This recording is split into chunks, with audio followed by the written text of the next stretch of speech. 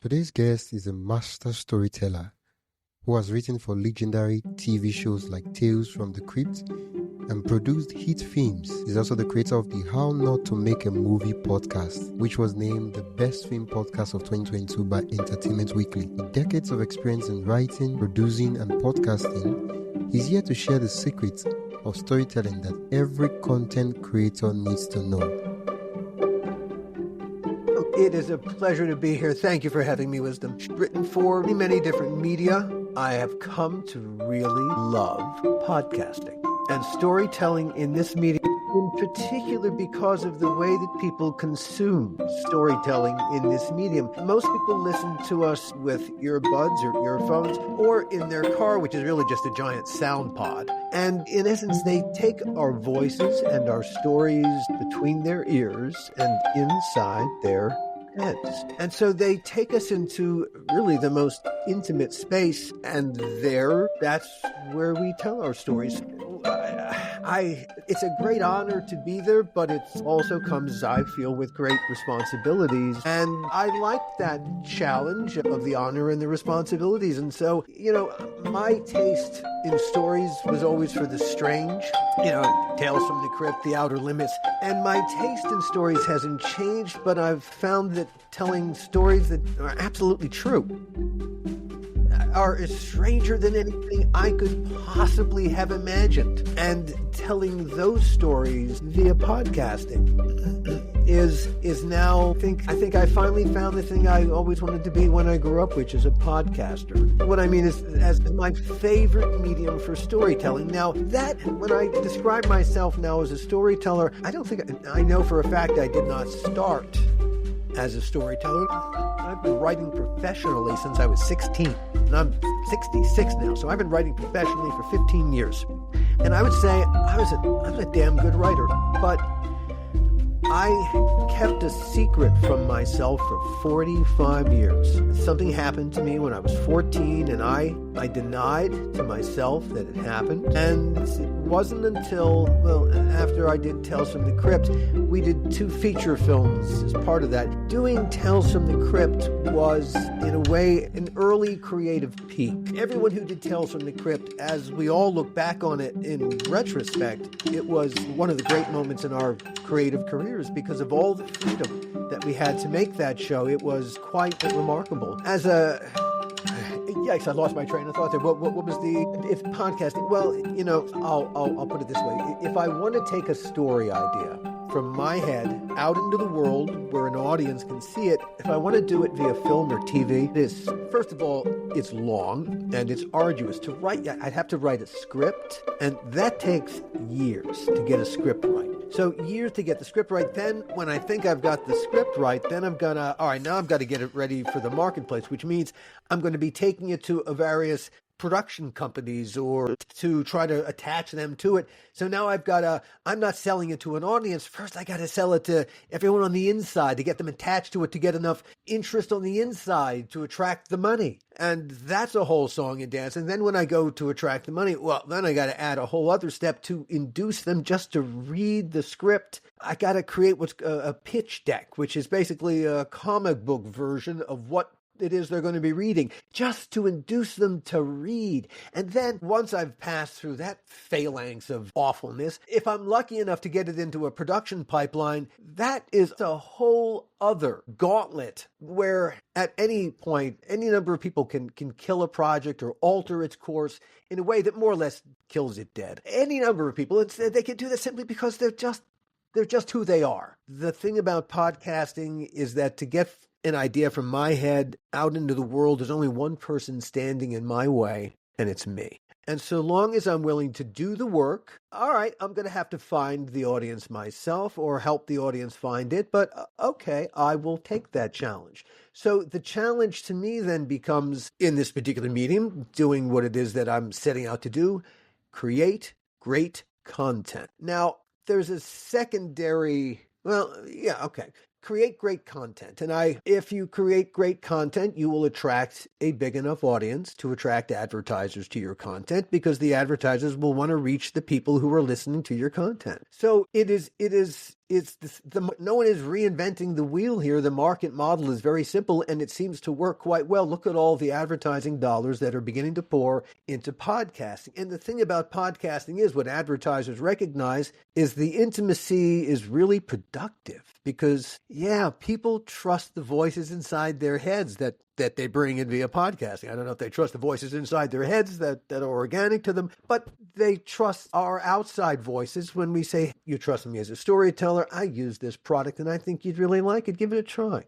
And lo and behold, they'll try it. So that the nature of our storytelling makes us very effective as advertisers for the products that we want to advertise. So our stories and not just our stories, our storytelling. Even a great story needs to be told the right way to really be great. An awful lot of great stories get killed by mediocre storytelling.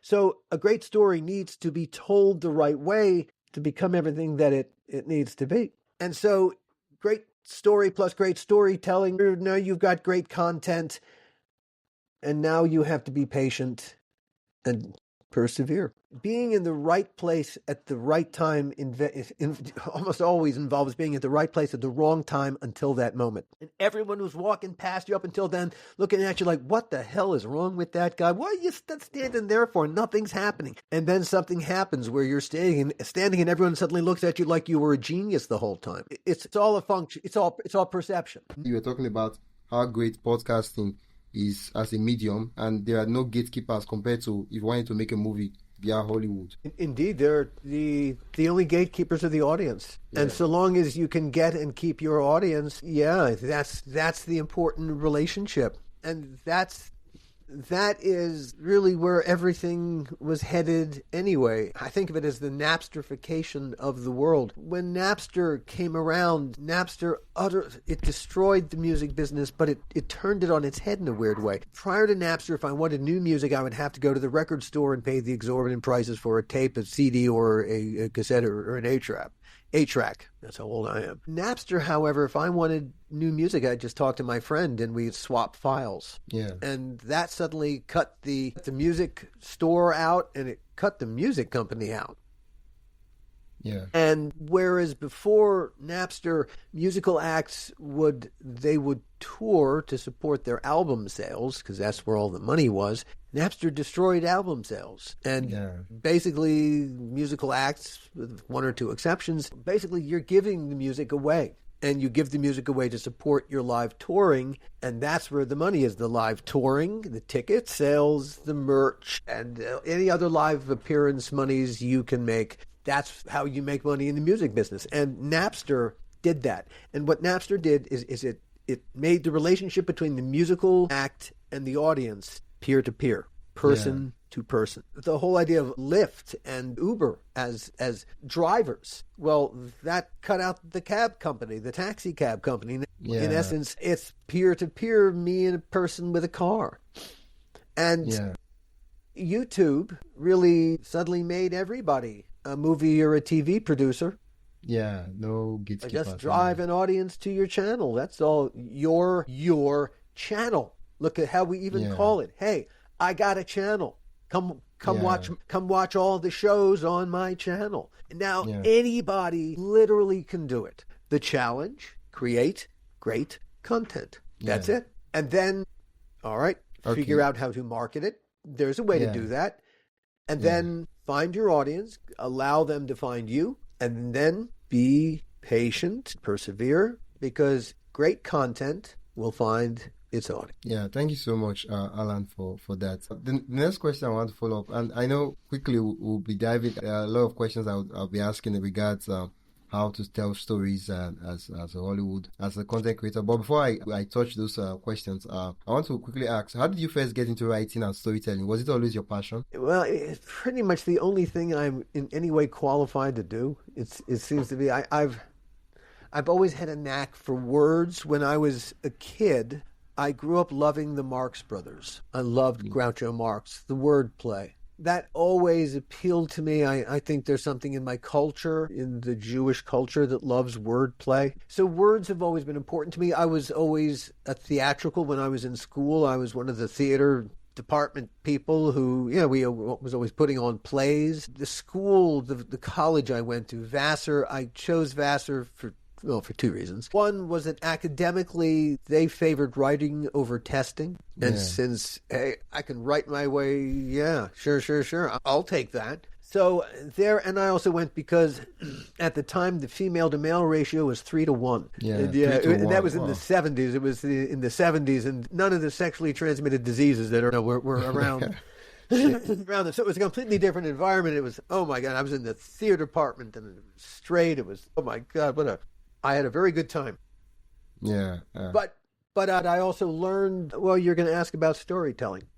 Yeah. And the first big lesson I ever learned about storytelling, really the point of the exercise, I learned at Vassar College at a in one of my dramatic literature classes. Because being a drama major, you can do an acting and directing and that kind of thing, but dramatic literature is also really, really important. And the main professor of dramatic literature at Vassar College at the time was a man named Everett Sprinchorn. And Mr. Sprinchorn was one of the world authorities on Henrik Ibsen and August Strindberg, two writers of the late 19th century. And he had translated a lot of Strindberg. And his lecture on Ibsen's Ghosts was... the story in Ghosts, and Ibsen was what's called a utilitarian playwright. He believed that art should help, should problem solve in culture. Yeah. And Ghosts is the story of Mrs. Alving, who earlier in her life had been coerced into marrying a man she didn't love. And this man cheated on her relentlessly. He ended up with syphilis, which he gave to the son that they had together. And now it's 18 years later, and the son that they had, Oswald, is coming home to die of the syphilis he contracted from his father. And so it's a story about the sins of the father being visited upon the son. And he took us through the story, the setup, and he comes to the very end of the play where it's now Mrs. Oswald is in a wheelchair. Mrs. Alving wheels him downstage so that he is facing the audience and she is standing behind him. He cannot see her face, but the audience can see them, both of their faces. And he says, "Oh, mother, look, the sun is setting. Isn't it beautiful? Isn't it beautiful?" And the metaphor could not be more tragic because for her, yes, her whole world is setting. And he, in this lecture, brings us around to this crushing moment of both personal tragedy for the character, but of artistic brilliance. I mean, of storytelling. Holy cow, the man has you in the palm of his hand, and he brings you to this moment, and he basically, in essence, he goes, see, but something in my 21-year-old mind went ding, and I understood the point of the exercise in storytelling. Yeah, not just the utilitarian part of it, but just the sheer execution of the setup, the setup all the way through to the payoff. That's really the bar we should be trying to clear each and every time. And so I learned, now at that particular point, being young, as well as I understood the concept in the abstract, I had no ability to pull it off in reality whatsoever. I needed to live a bit, quite a lot first. Yeah. Thank you so much for that. I understand now, even though storytelling has always been something that you've had when you were young.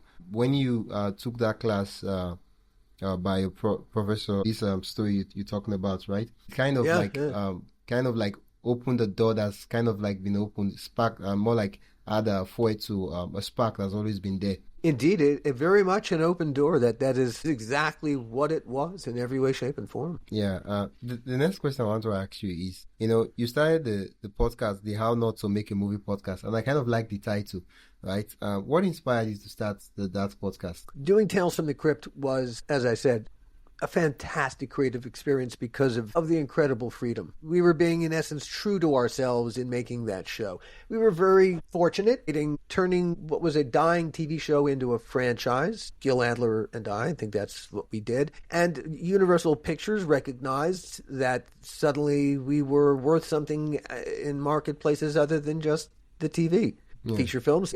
They said, hey, do 3 feature films. Each one should be different. The first one we did was, I think, a really terrific horror movie called Demon Knight that Ernest Dickerson directed. Ernest had been Spike Lee's cinematographer. Ernest, an incredibly talented storyteller, just an incredibly talented man, and a lovely man on top of it all. Yeah. Triple threat. Billy Zane plays the villain of the piece. He's terrific. Jada Pinkett is the heroine, and Bill Sadler is the hero. Just a really solid horror. Yeah. The mandate was do 3 different. So we set out to do something completely different for the second movie.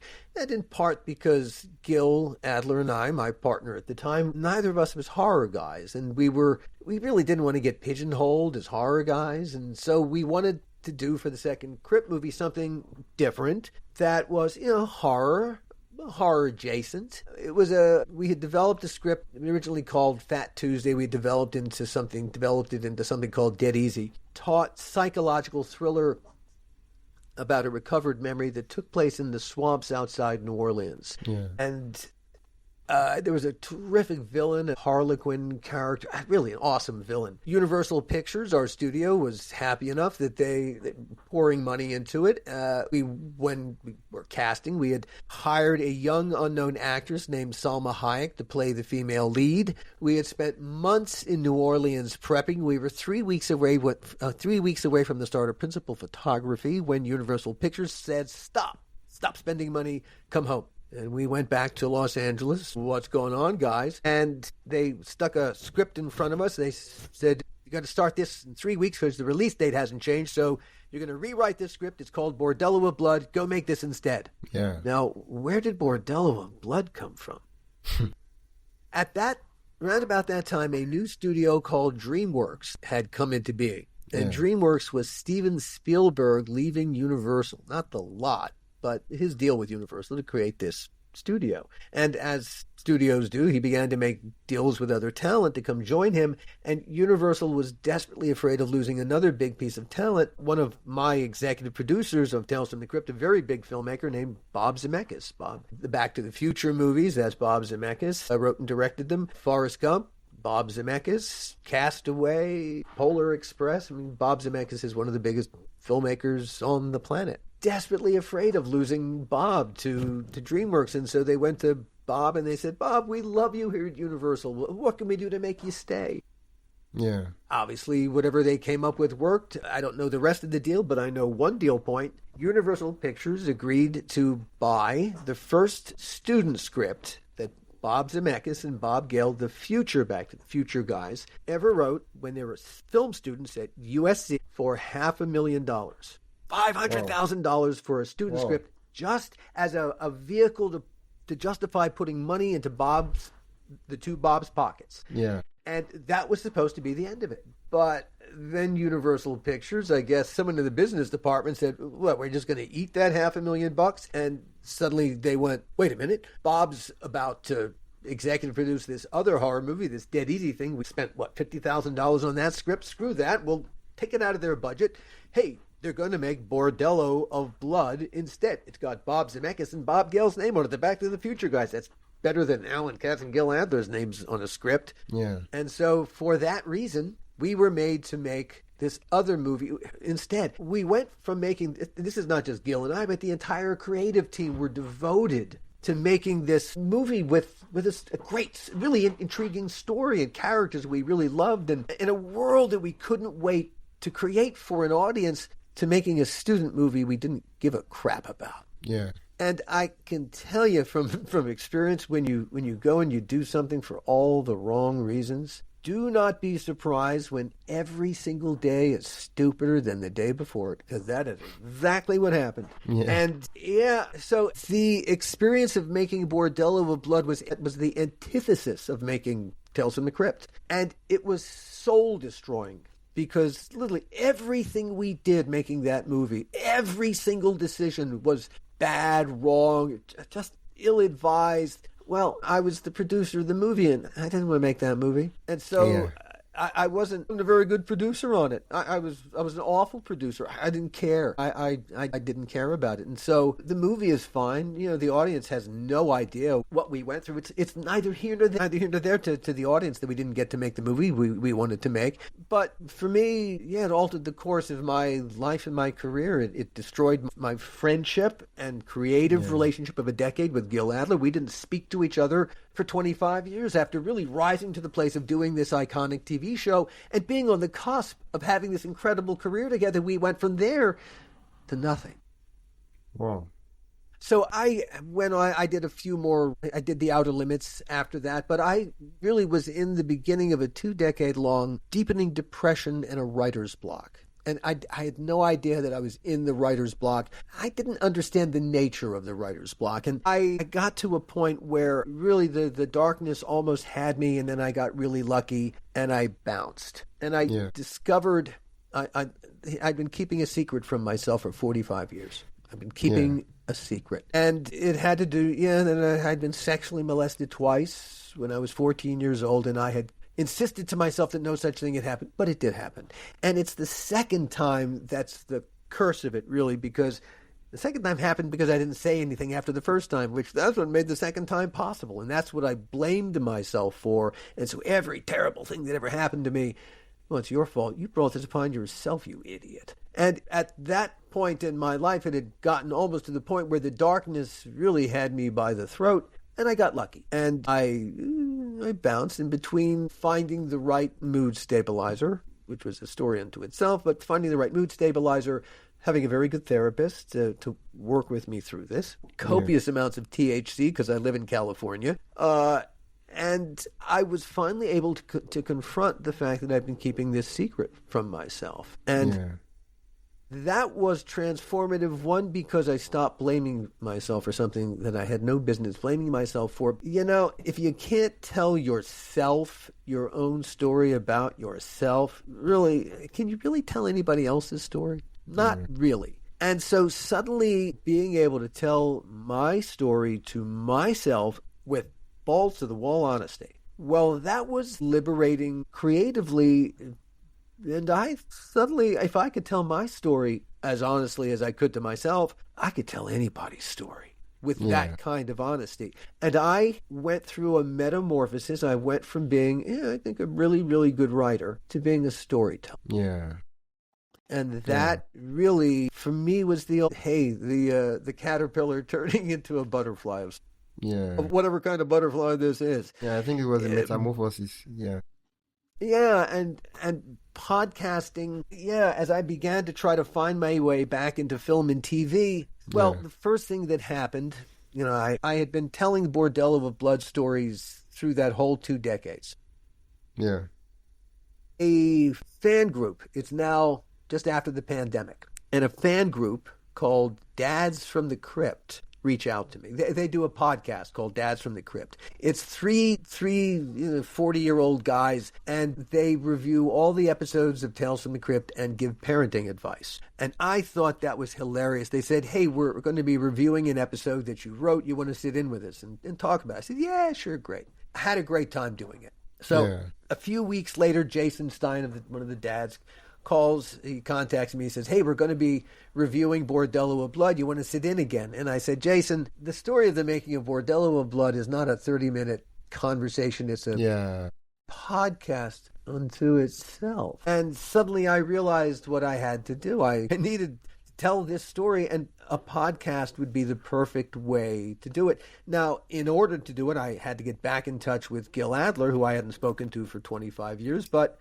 that also was incredibly cathartic, because in order to tell the story with as much authenticity as I possibly could, well, strangely enough, that rekindled both our friendship and our creative relationship. And we have a couple of things that we're doing together. A lot of things we're doing separately. But it was because of doing the podcast and telling the story, hey, the truth will set you free, apparently. And it was in telling that story that the first season of the How Not to Make a Movie podcast, yes, it's called, the first season is subtitled The Making of Bordello of Blood. And when Clark Collis at Entertainment Weekly heard the podcast, the first 5 episodes, he thought it was terrific. But it was the honesty of the telling that he wanted to make sure was authentic. And so he wanted to interview Gil, and I said, yeah. And so we had a conversation, and that's why he wrote that headline, The Best Film Podcast of 2022. We weren't, that was absolute honesty. Yeah. Here's the thing. Over the course of my film TV career, I have cast many, many, many, many actors. Yeah. But I can tell you, in all honesty, I never cast a single one to act. I never wanted any of them to ever, ever, ever act, because the camera would see them acting. Acting is good in a theater because the people in the last row need to see and hear them. So you have to act. But the camera is right there. It's doing a close-up. And so it sees and hears, because we're recording you too, everything. And so whenever you act, that's inauthentic, really, and we'll have to cut it out. I wanted actors to be themselves, their emotions, as authentically and as honestly as they possibly could be, with the name that we gave their character and the dialogue that we're putting in their mouths. But they needed to provide the emotional authenticity, and that's going to come from them and who they are. Well, the microphone does exactly the same thing. It hears authenticity, and it definitely hears inauthenticity. Yeah. It transmits. There's nothing you can do.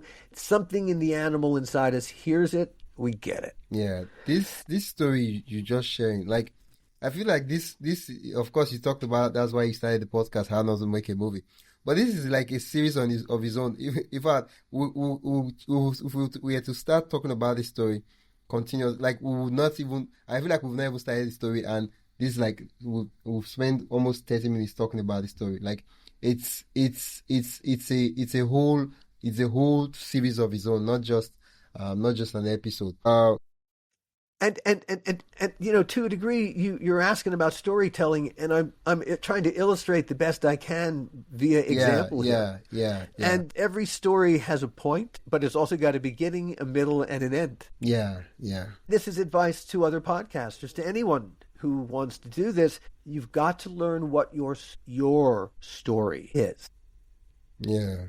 Also, be very cognizant of what your story is not, and don't tell that part of the story. It's not the important part. Understand what's important about your story, and understand what the important details are, and be able to tell them in any particular sequence. Yeah, I'd love to follow up on that statement you just made. And the question I have is, what makes a story truly engaging? Whether it's movie, podcast, or YouTube video, what makes it engaging? Very, very simple. The truth. That's it. If people believe they're hearing the truth, they'll sit on the edge of their seat. Wow.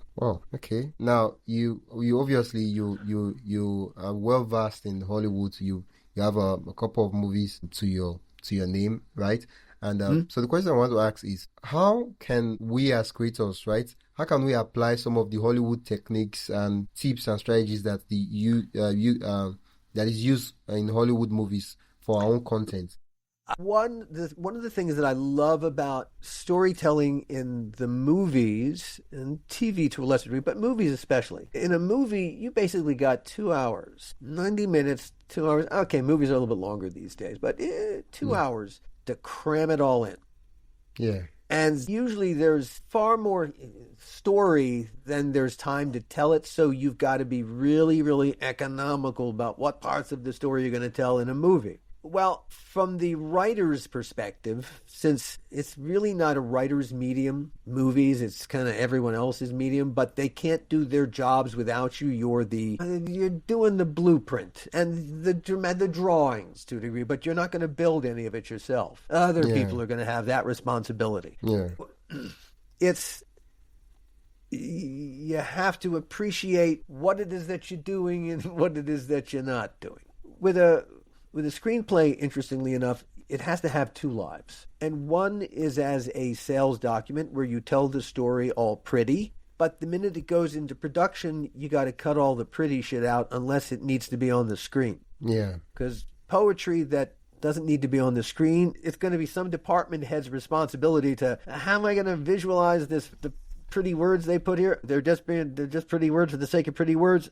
Well, there's time and money wasted. Yeah. And so what screenwriting does at the end of the day in every way is it forces you to be ultra economical with your words and your word choices. Yeah. You need one word to do as much heavy lifting as possible, because every word that fills a page on a screenplay is destroying the rhythm of the words on the page. You really want as few words on the page as you could possibly get away with telling the story, because the longer I spend reading a paragraph, that's not like watching a movie, that's like reading a book. You know what I mean? So from a purely technical perspective, it's hard because the screenwriting format is anti-writer in a lot of ways. But, and I won't get into that, but it's the goal as you write a screenplay is you want the person reading it, the experience should approximate as much as you possibly can the experience of watching the movie.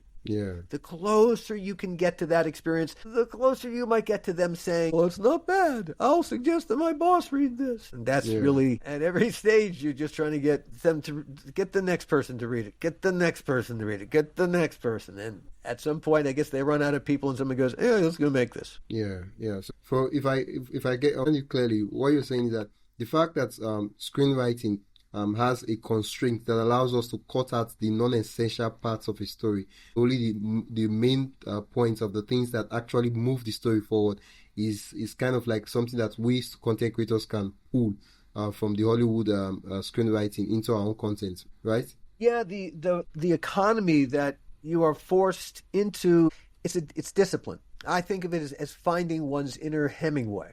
Since he wrote very tight prose, you know what I mean? No and so that's what you kind of have to find, your inner Hemingway. Hemingway, yeah. I would love for us to, let's use an example piece of content. Since you're a podcaster, I'm a podcaster, and I'm interviewing on the podcast. Let's use a podcast for example. The question I want to ask is, how could I possibly craft an opening that hooks an audience instantly as a podcast? It goes to the root of understanding, all right, what's the story? Okay, what are the essential elements of the story? What's the beginning, middle, and end of even a 30-second story you want to tell? Understand where its dramatic climax is. All right, now how do you build toward that climax the best way you possibly can? What's the best setup to your punchline? Think of it like a joke. Hey, what is a joke but really a very, very, very, very short story?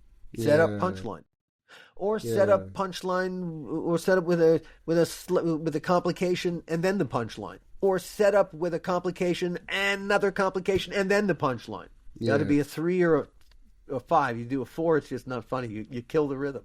Comedy is all about rhythm. Yeah, or anti-rhythm. Yeah, when you talk about punchline, could punchline also be kind of like the payoff? Of course, that's exactly what it is. A punchline is just a mini payoff. Yeah, it's the great ending to a story, and hopefully, as with a joke, it's got a great twist to it. That with a joke you laugh out loud because you didn't see it coming. Yeah. With a great story, well, hopefully that's exact. Really, it's no different. The audience should feel the same delight. Yeah. So let me just kind of paraphrase what you said so far. In order to create a good hook or story, think of it as a story. There's the beginning, the middle, and the end. But then for the hook, there's also the beginning, middle, and the end. I think the end is like the payoff, and then the beginning is more like the setup, right? Yeah. With Tales from the Crypt, the way the comic books were all written, pretty much, the first panel was the penultimate moment in the story, the moment before the axe fell, but we had no idea on whom or for what reason. Yeah. And then you'd go back in time to get back to that penultimate moment, and that was the payoff of the comic book. That was how a lot of them were structured. And so the hook was, here's what's about to happen, and that was the induction to Better read this to see how that guy get there. Yeah. So what I'm getting from what you're saying is when you're starting content, because I'm trying to relate all these tips you're talking about Hollywood and the movies to content creators. Indeed. When you're starting content, instead of rambling and talking about for 5 minutes about many things, just go straight to the meat of the content, and then later on you can talk about and introduce other things as you move along on the content. Yeah. First of all, know what's the headline to the story. What are you selling? Now, you might want to sell it by the pound, but they're going to walk in to buy premium beef. They're going to walk in to buy, special coffee. They're coming to buy a very particular thing. Know what you're selling and understand what is, I'm going to use the word sexy. Yeah. Because, at the end of the day, hey, why do people on social media, why do things go viral? It's sexy in some way. That's what draws them between the action and the music. Something, what grabs the eye that is true to the story but draws people into the story. You can't be bullshit, because the minute you lose your credibility and your integrity, it will not grow back. Yeah. So, the first time that you bullshit people, that'll be the last time you bullshit. An awful lot of them, they will not be back. Yeah.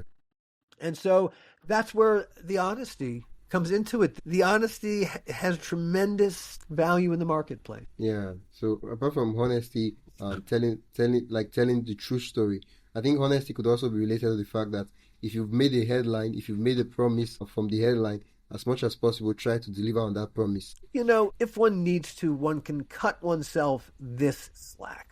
One of the podcasts I'm working on, with the character that I'm dealing with, if I insisted upon literal truth, I'll never be at peace with this character, with this person and their true life story. And so I'm not a journalist. A journalist must be concerned with literal truth. I'm a storyteller. Yeah. And so I'm more concerned with emotional truth. And I know that sometimes emotional truth actually is truer than literal truth. Yeah. Sometimes literal truth, it misses something essential. And so you can tell stories that may not be literally true completely and totally, but so long as the story is emotionally true. Yeah. And again, the audience, first of all, there's the microphone and what it hears, and there's the audience and its own sophistication. The audience, having learned from watching movies and TV shows and the language of cinema. Yeah. And it's a sophisticated language, going back to when D.W. Griffith started using close-ups. And, hey, it dissolved, to take away the passage, to make the passage of time happen, to even what you dissolve from and to create the feeling of rhythm about a character and what we should think about them. There are so many things to take from storytelling in that environment and apply them here. You've talked so much about storytelling and some of the principles and all that. Are there some ready-made frameworks you can just share with us that we can always go back to when we need to create content or tell a story?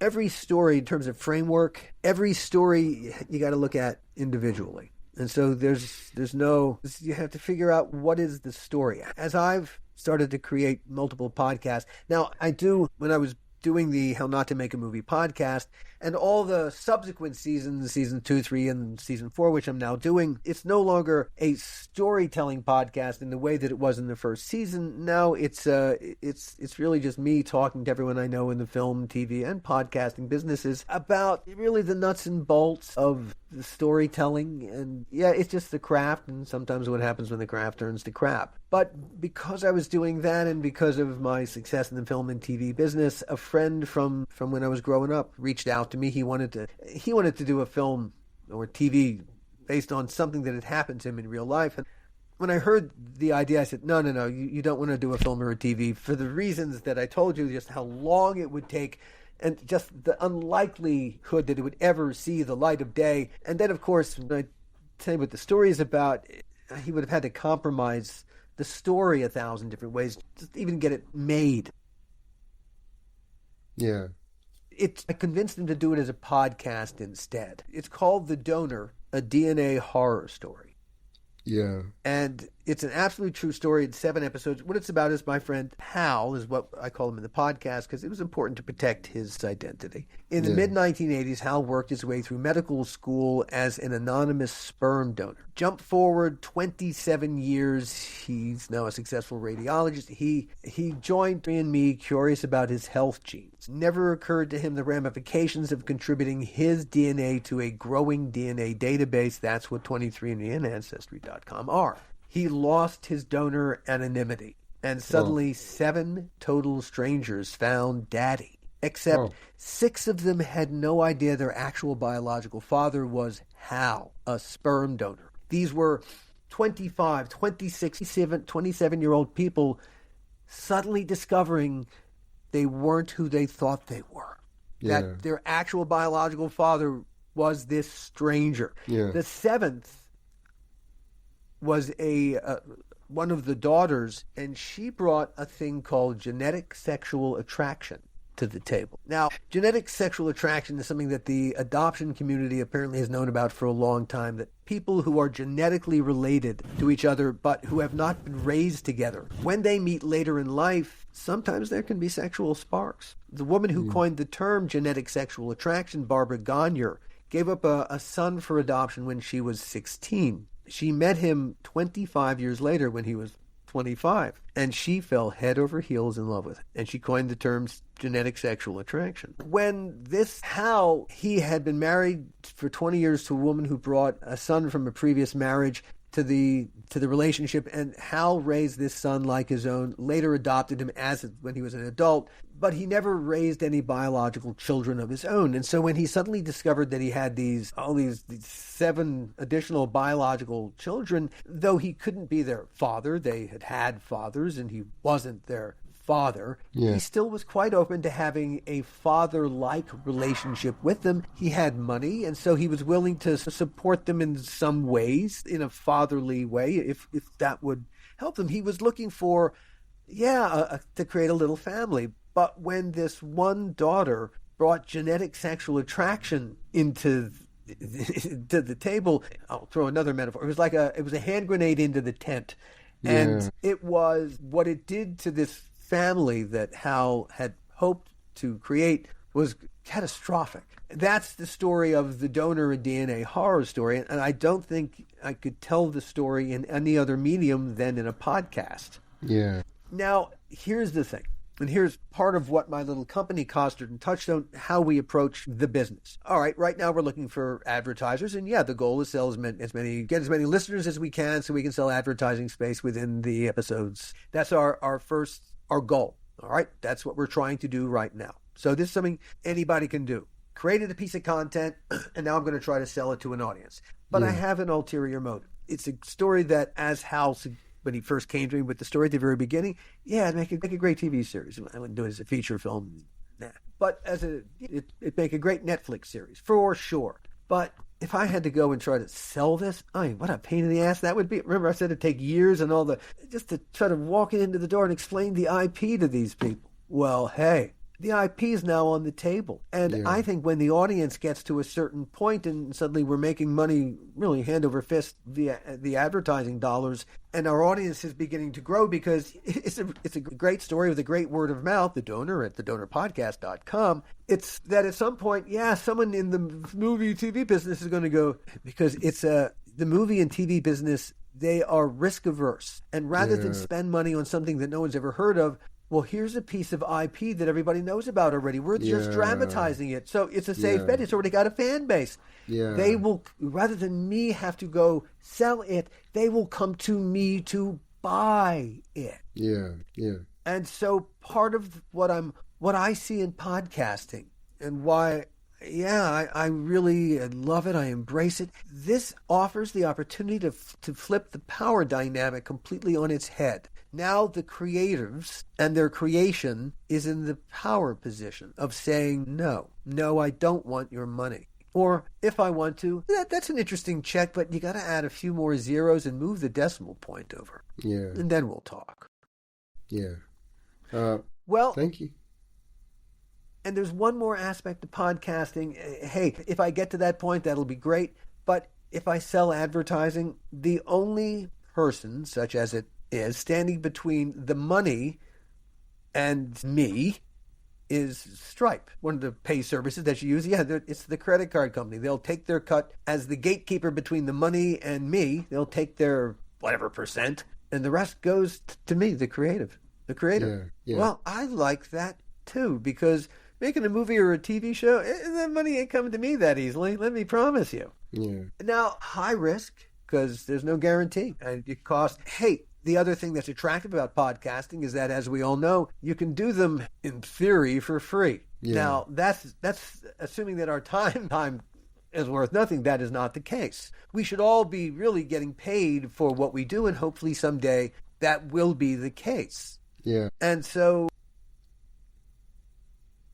yeah, my goal is to have a budget for every one of the podcasts that I make in the future, so that I can pay sound assistant and editing assistant. Yeah. So I can pay a story producer, so I can pay social media people to take care of the promotional side of this, so I can pay a staff of people to help find these incredible stories. Yeah. My company, our mission is to make the world a better place through storytelling. Yeah. I like that mission. That's our mission. And so I would love to be able to hire as many people as I possibly can to help make that mission a reality. Yeah. Well, that's really nice. I like the vision for the company. Before I ask for where people can connect with you, because it's 1 hour, and I just feel like, when did we start this meeting? It's like, it's already 1 hour, and I'm like, we've never even started talking about anything. Like, it's amazing what happens when you are engaging in an interesting conversation and telling a really interesting story. Time flies by so fast. And isn't that part of the point of the exercise of doing a podcast, to make that time fly, so that our audience looks at whatever timekeeping device they have, wow. Yeah. And they feel they feel the opposite of it. Well, that was a wasted hour, I'll never get back, but wow. Yeah. Not only was it a great story, but they got something that hopefully that they'll take with them the rest of the day, the rest of the week, the rest of their lives. If we can do that, wow.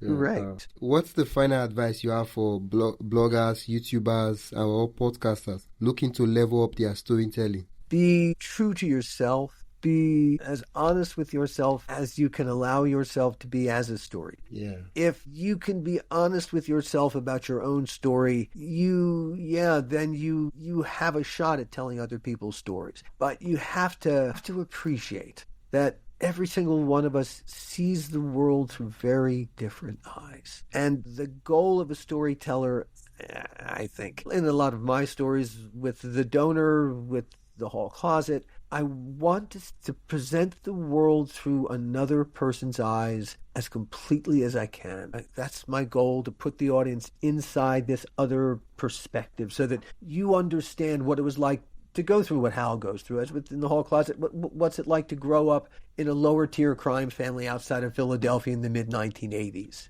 What's it like to, where every day you feel under threat? And to take us inside that, not in a way that's filled with self-pity, but in a way that's revelatory of the human experience. But it's also, in the case of The Hall Closet, it's a story, it's a true crime story like you've never heard it, but it's also about Donna Hall's trip to safety, but more importantly, toward empowerment. Yeah. And that kind of is the point of all of our storytelling, isn't it? Empowerment. Yeah. So whatever you can do to empower your audience, and that is with, the honesty of your storytelling. Yeah. It is. It empowered you. It can empower them. And the more that we empower each other, really, we don't walk around in fear of each other. Yeah. That's so true. Thank you so much for that advice. Where can listeners connect with you and follow you or learn more about what you do? Right now, they can catch up with me at the various podcasts that we have out in the marketplace. There's thedonorpodcast.com, There's thehallclosetpodcast.com. The How Not to Make a Movie podcast is at hownottomakeamovie.com, all separated by dashes except for the .com part. And I just started dropping a brand new podcast called Sage Wellness Within podcast. It's sagewellnesswithin.com. That's about traditional Chinese medicine, a whole other kind of storytelling. That's intriguing. And I've got a whole bunch more coming, but find me at those places. We're beginning to build a platform for the Costard and Touchstone so that it's a central meeting place for everything that we're doing, because we've got a dozen more podcasts in various stages of here they come. Yeah. Thank you so much, Alan, for accepting my invitation and coming on the podcast, and thank you so much for... The pleasure was mine, Wisdom. Really, truly, it was a real pleasure speaking with you. Really, I mean that. Thank you so much for your honesty. Like, you just did not hold back. You just shared, you gave, and I felt like there was more you wanted to give, but time would not allow. Thank you so much. It was a pleasure having you on the podcast. Thank you for the very, very kind words. Really and truly. Yeah. Okay. Until next time, I'll see you guys on the podcast. That's it for today's episode of Wisdom Journey. If you found this insightful, helpful, and you learned a lot from this episode, don't forget to subscribe and leave a review on your respective podcast listening platform. It really helps other persons discover the show. And keep creating, keep learning, and most importantly, keep sharing your journey. You never know who needs your wisdom today. You see what I did there? Until next time, stay inspired and keep going.